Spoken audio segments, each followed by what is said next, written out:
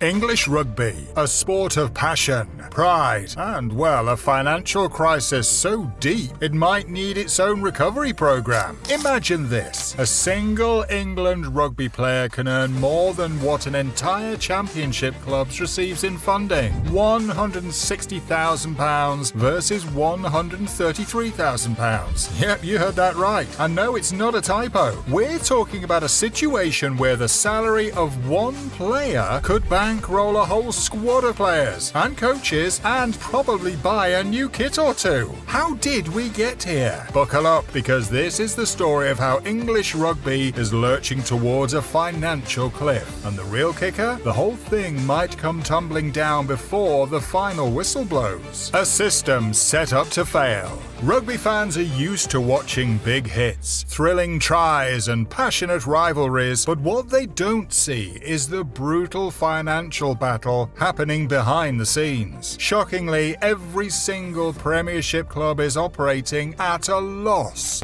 A recent financial report has come out showing that 7 of the 10 Premiership clubs are balance sheet insolvent. That's right, the cream of the English rugby crop. Those same teams packing out stadiums are struggling to stay financially afloat. Take Harlequins, a club with a rich history and a loyal fan base. Despite their popularity, they reported a £2.4 million loss in the 2022-23 season. Sure, they're predicting that will drop to £0.6 million for the 23-24 season, but here's the kicker: even when they're improving, they're still bleeding money. Now, you'd think the RFU's Professional Game Partnership (PGP) deal, pumping £33 million a year into the Premiership clubs, would be a game changer, right? Wrong. What it has really done is create a financial black hole between the top-tier Premiership and the second-tier Championship clubs. Championship teams are left surviving on scraps. £133,000 in funding, the lowest it's ever been. For perspective, that's less than what a single England rugby player earns. And this isn't just an unfortunate accident. It's a system designed to keep the Championship in survival mode, while Premiership clubs, despite all the cash injections, continue to lose money. As Paul Turner, a seasoned coach in the Championship, bluntly puts it, we are a million miles away unless the funding is improved to an extent that it is a fair game. Turner's not exaggerating. Championship clubs are stuck in an impossible situation, operating on part-time squads, trying to meet minimum standards to even be considered for promotion, and watching from the sidelines as Premiership clubs dominate the financial landscape. It's like trying to win a marathon while you're tied to a boulder. The ripple effects: diminishing talent, lost clubs, and stressed coaches. Let's start with the basics. The Championship is a breeding ground for rugby talent. Future stars, the ones you'll cheer for in an England jersey, often begin their journey in this league. But with funding now at rock bottom, these clubs can barely function. Most are forced to run with part-time squads, which means young players aren't getting the full development experience. Without regular competitive action and full-time training, the talent pool is drying up. Paul Turner has been vocal about the ripple effects. He calls it a talent bottleneck. Players who could have honed their skills in the Championship are seeing fewer opportunities. And Turner's not alone. Coaches across the board are seeing the potential for talent development dry up as clubs can't offer the infrastructure or financial stability necessary to nurture young athletes. On top of that, the disappearance of clubs like Wasps and Worcester has sent shockwaves throughout the rugby world. We're not just talking about losing names on a league table. These are clubs with long-standing histories, dedicated fan bases, and crucial roles in the rugby ecosystem. When they go under, it's not just a business loss, it's a blow to the heart of the sport itself. Even Steve Borthwick, England's head coach, is feeling the strain. With the RFU granting him new powers to manage player availability, Borthwick now has to balance club and country, ensuring his players are fresh for international duty. But this move only adds to the tension between clubs and the national team, as the financial instability means every match day, every player's availability is a delicate balancing act. The Twickenham gamble. Is it too big a bet? As if the club-level crisis wasn't enough, Let's take a look at the RFU's strategy for the national game. The RFU is banking on Twickenham Stadium, literally. With around 85% of their income coming from matchday revenue, they've put all their chips on a full house at Twickenham. But in an increasingly unstable financial landscape, this strategy is like doubling down on a shaky bet. They've even got a £663 million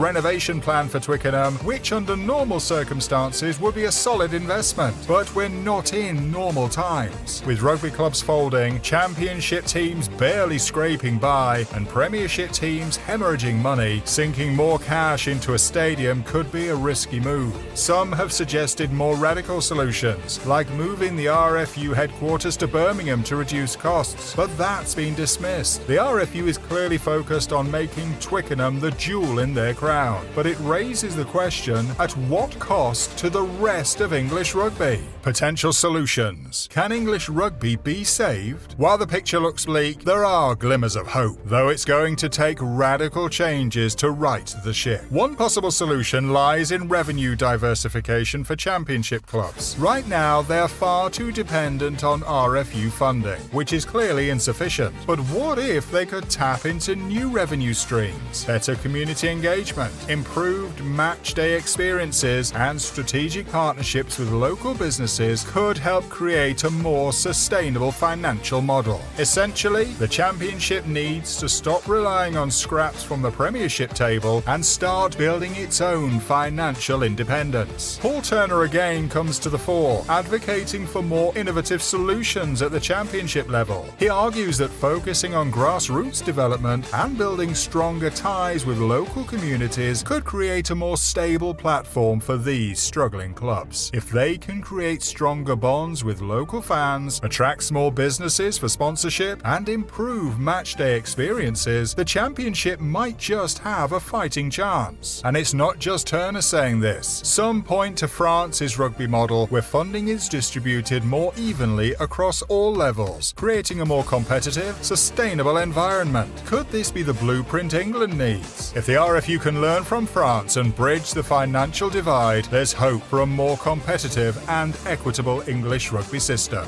The future of English rugby. Act now or face collapse. English rugby is standing at a crossroads. The current financial disparity between Premiership and Championship clubs is unsustainable, and the entire sports ecosystem is under threat. While the RFU's attempts to stabilise the national team are a step in the right direction, they're not enough to address the underlying financial issues plaguing the sport. So what needs to happen? First, the RFU's financial model needs a complete overhaul. There has to be a more equitable distribution of funding to ensure the survival of championship clubs. Without a strong second tier, the entire structure of English rugby could crumble. Second, clubs need to get serious about diversifying their income streams. Relying on handouts from the RFU isn't sustainable. Instead, we need to see more innovation, more engagement with local communities, and more creative ways to bring in revenue.